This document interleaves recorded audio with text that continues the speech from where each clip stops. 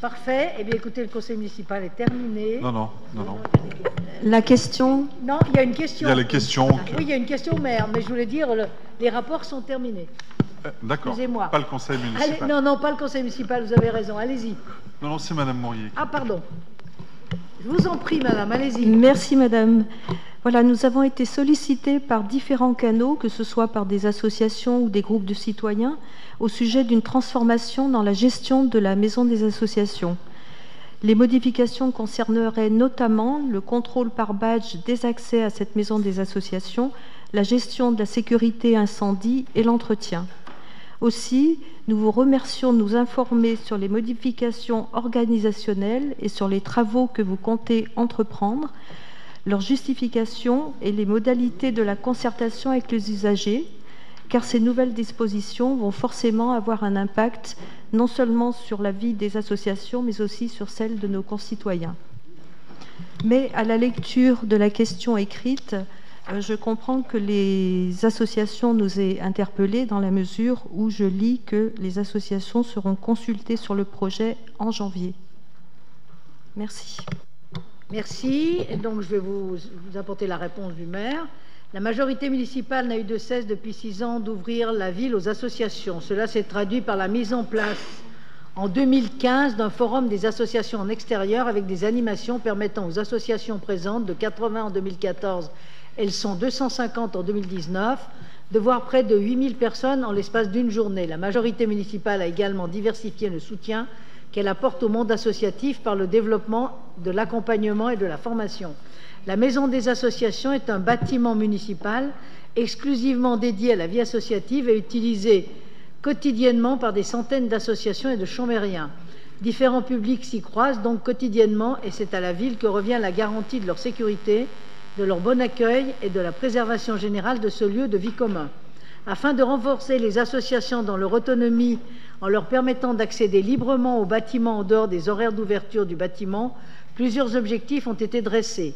Mieux accueillir les usagers et les associations, améliorer les conditions de travail des agents, prévenir les risques notamment bâtimentaires, marquer notre confiance aux associations, les laissant utiliser davantage par elles-mêmes l'équipement. En vue de réaliser ces objectifs, des modifications sont intervenues. Remise aux normes de l'ascenseur situé dans le bâtiment principal, rue Saint-François de Sales, et installation d'une rampe d'accès PMR à l'arrière du bâtiment.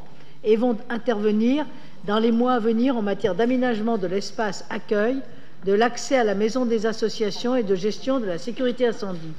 Le projet a été présenté aux agents du service vie associative dès le mois de septembre, avant d'être présenté au CHSCT du 3 octobre et au CT du 10 octobre. Une enquête sur la fréquentation et les types d'usage est en cours depuis le 18 novembre. Le projet doit à nouveau être présenté en CHSCT. Les associations seront consultées sur le projet en janvier.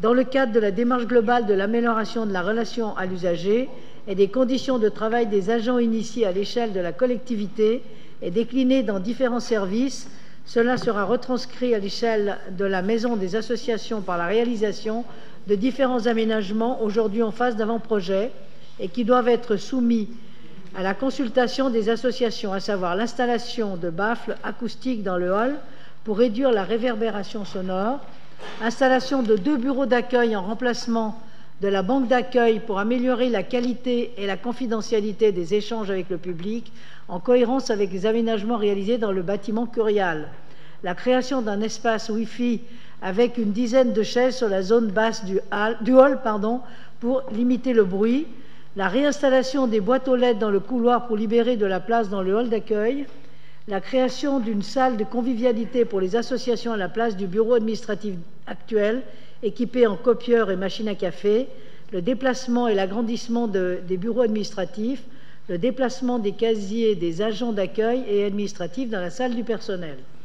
Par ailleurs, afin de permettre aux associations et aux chambériens de continuer à accéder librement au bâtiment, cela même en dehors des horaires d'ouverture au public, tout en garantissant leur sécurité ainsi que celle des agents sur place, différentes mesures visant à réguler les conditions d'accès vont être introduites. S'agissant des accès externes, l'arrière du bâtiment sera sécurisé par l'installation d'un portail coulissant en voiture et un portillon piéton. Ces entrées seront équipées de lecteurs de badges et codes. Des spots d'éclairage à détection automatique protégés seront également installés. À l'intérieur du bâtiment, un système de code sera installé pour accéder aux salles. Les usagers bénéficiant d'un bureau privatif ou partagé au sein du bâtiment se verront quant à eux fournir un badge d'accès. Il s'agit là d'une évolution favorable à l'autonomie des associations qui pourront accéder aux locaux au-delà des horaires d'ouverture habituels. Enfin, s'agissant de la gestion de la sécurité incendie du fait de la présence de locaux à sommeil, relais, grand froid, la réglementation impose une surveillance du système de sécurité incendie, le SSI, la nuit durant la période d'ouverture du relais grand froid géré par l'association La Sasson, par des personnes formées à manipuler la centrale.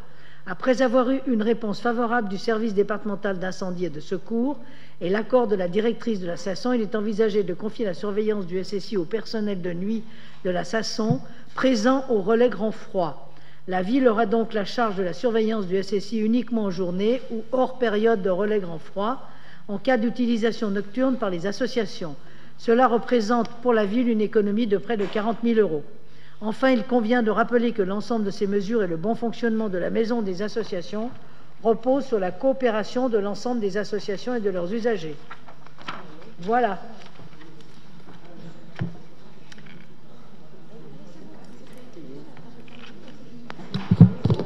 On peut avoir des précisions sur la réponse ou...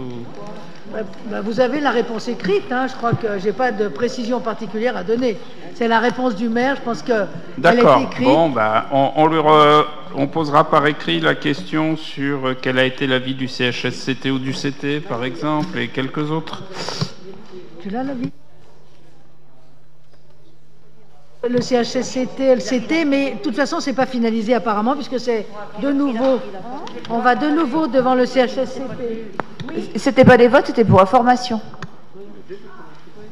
Voilà, vous avez la réponse. Ne reposez pas une question écrite. On est justement...